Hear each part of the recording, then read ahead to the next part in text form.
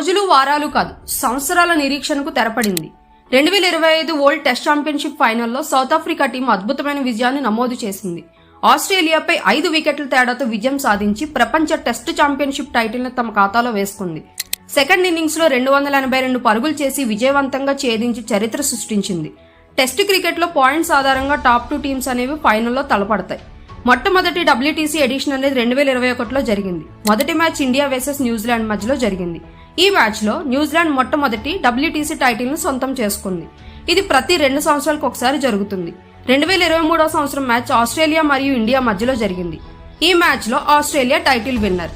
అయితే ఇప్పటి వరకు south Africa one day world cup గానీ T20 వరల్డ్ కప్ గానీ గెలవలేదు. ఇదే వారికి మొదటి టైటిల్. అందుకే ఈ టీం కి చోకర్స్ అనే పేరు కూడా ఉంది. ఈ పదానికి అర్థం ఏంటంటే ఆటలో చివరి క్షణంలో విఫలమైన వ్యక్తిని చోకర్ అంటారు. ముఖ్యంగా ఒత్తిడిలో తడబడేవారిని. ఈ మ్యాచ్ ఫైనల్ స్టేజ్ లో ఆస్ట్రేలియా స్లెడ్జింగ్ స్టార్ట్ చేసింది, చోకర్స్ అని. కానీ ఈసారి సౌత్ ఆఫ్రికా పట్టు విడవకుండా టైటిల్ సొంతం చేసుకుంది. గెలుపు కోసం ఆస్ట్రేలియా ఏమైనా చేస్తుంది, ఇది మనందరికీ తెలిసిన విషయమే.